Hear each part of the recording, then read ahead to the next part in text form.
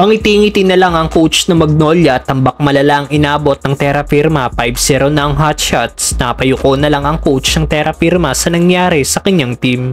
Magnolia hotshot laban sa Terra Firma Jeep, well first quarter 9-3 run para sa Magnolia. Kevin Ferrer with a driving layup, back-to-back points para kay Ian Sanggalang, hirap ang Terra Firma. Pigilan ng big man ng Magnolia. Nakakadikit sila sa lamang ng hotshot dahil sa kanilang mga 3-point shot. Mike Baroka with the jumper, Olivario with his second 3-pointer, isang puntos na lang ang lamang ng Magnolia.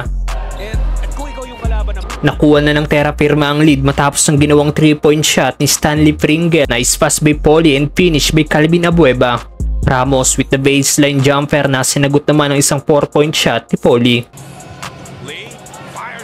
Sagutan lang ng puntos ang dalawang team at nagtapos ang unang quarter 2-point lead by Magnolia. Second quarter 4 straight points by Calvin Abueva, corner 3-point shot by Hanmisi na magapalalo ang lamang ng Magnolia into 21 points dahil sa kanilang mga 3-point shot.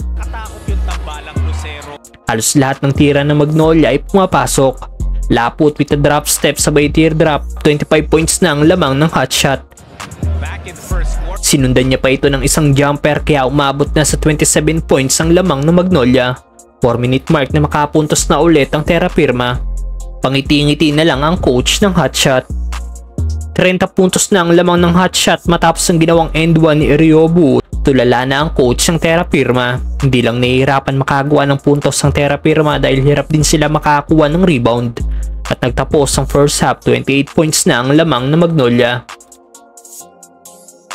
Binuksan ng isang 4-point shot ni Mark Nonoy ang third quarter. 27-17. Pero ang De La Rosa with an easy points, nakakasabay na sa ginagawang puntos sa Magnolia ang Terra Firma pero down pa rin sila ng kulang 30 points. Si Lucero with another 3-point shot, sagutan naman ng puntos ang dalawang Sanggalang. 8 points na si Ian Sanggalang. Umabot na sa 31 points ang lamang ng hotshot dahil sa puntos na ginawa ni Rafi Rivas. Stanley Pringle with a 3-point shot, Rafi Rivas with another basket. At nagtapos ang third quarter 28 points pa rin ang inahabol ng Terra Firma. Fourth quarter patuloy sa offense ang ginagawa ang Magnolia. Dionisio with another 3-point shot. Moron Stanley Pringle lang gagaling ang opensa ng Terra Firma, baba sa 24 points ang lamang ng hotshot dahil sa 5 straight points ng guard ng Terra Firma. better chance of finding ways to win in this league. Nagplap pa si Calvin Abueva pero hindi ito nakaisa sa referee. Balansa with the dagger 3-point shot para ibalik ang kanilang 30-point lead.